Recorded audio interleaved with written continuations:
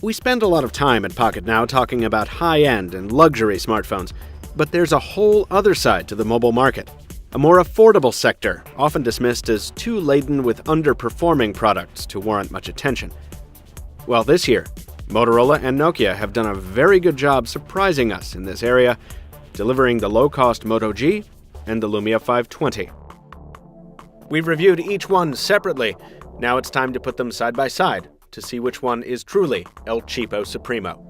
I'm Michael Fisher, this is Pocket Now, and this is Moto G versus Lumia 520.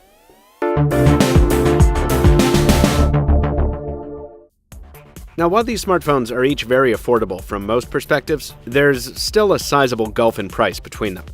Here in the States, the Moto G sells for between $179 and $199, depending on storage option, while you can get a Lumia 520 right now at the Microsoft Store for less than half that cost, just $59 out the door. Of course, everyone wants to save as much money as possible, so the question becomes, what do you give up if you go for the Nokia phone over the Motorola one, and is the sacrifice worth the savings? Let's find out. Out of the box, probably the first thing you notice is the difference in design philosophies at work here. As a simplified version of the high-end Moto X, the Moto G exudes a pebble-like feel, with rounded contours pleasing to the hand, and also Motorola's characteristic finger dimple on the soft-touch casing around back. The 520 keeps the soft-touch paint job, but appears more like a soap dish in profile, with harsher edges up front and a more straightforward casing that makes it feel thicker in the hand, even though it's over a millimeter thinner.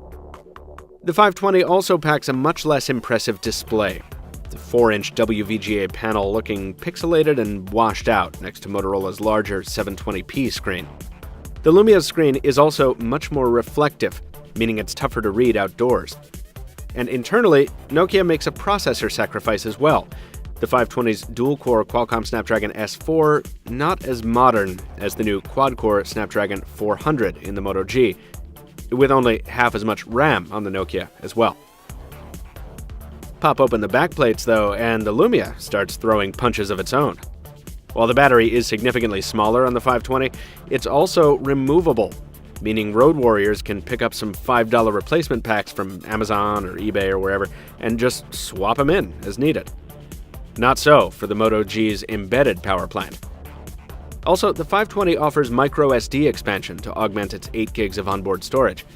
With the Moto G, you're stuck with either 8 or 16 gigs, depending on which model you choose. The commonalities return when we return to the basics. Neither phone packs 4G, NFC, or anything more fancy than Bluetooth 4.0 and some multicolored battery doors. These are impressive budget devices, but remember, they're still budget devices. Fortunately, neither one really acts like it on the software side. Now, the differences between Windows Phone 8 and Android Jelly Bean, soon to be KitKat, have been well documented. To boil it down rather succinctly, Android will be a fit for you if you're a Gmail user who's heavily invested in Google's ecosystem, and Windows Phone will be a better match if you're an Outlook user. But more interestingly, each of these phones is a solid performer for what I'll call general use. By that, I mean something like the daily use test I conducted with the Moto G last week. If you're the kind of person who reads a little bit, texts a bunch, keeps up with friends on Facebook, Twitter, and Instagram, shoots a Snapchat photo every now and then, watches the occasional film on Netflix or YouTube, needs to catch a bus, needs to drive a car, needs to pretend to crash a car, loves gaming, loves music, stays organized, stays in touch, and generally uses a smartphone for all the things a smartphone can do, each of these does a splendid job on the software side. The limited system memory makes multitasking a little bumpier than usual on both, but overall, responsiveness is spot on, and each device delivers. Taking the phones out of the lab for some testing revealed much of the same parity in terms of capabilities. Callers came through clear as a bell on AT&T's network here in Greater Boston, with both phones delivering excellent sound both via earpiece and speakerphone. Callers said the Lumia was a bit clearer, while the Moto G offered better noise cancellation. Firing up the 5-megapixel cameras reminds us of the low-end nature of these smartphones. Neither has what you might call knockout features, with the bare minimum in terms of shooting options. Each is expandable with third-party software lenses or apps, but shooting with default settings reveals that the cameras are capable of beautiful color and depth in some shooting situations, and milky, noisy output in others. Side by side in moderate lighting, they're comparable shooters, but get them into low light, and the Lumia is the winner, relatively speaking. Also, we prefer shooting with the Lumia thanks to its 2-stage hardware key, which makes focusing easier. So while we'd naturally rather have a high-end camera phone with us, if we had to choose one of these for optics, we'd pick Nokia's product, even given Motorola's advantage of the LED flash. That might seem like a slam dunk for Nokia in the outdoorsman department, but hold your horses there, lumberjack. The Moto G features Motorola's water-resistant nano coating, meaning it can hold up to nature's splashes. And even though the warranty probably won't cover it, it'll even hold up to a shower, even if you get it in the spray a little.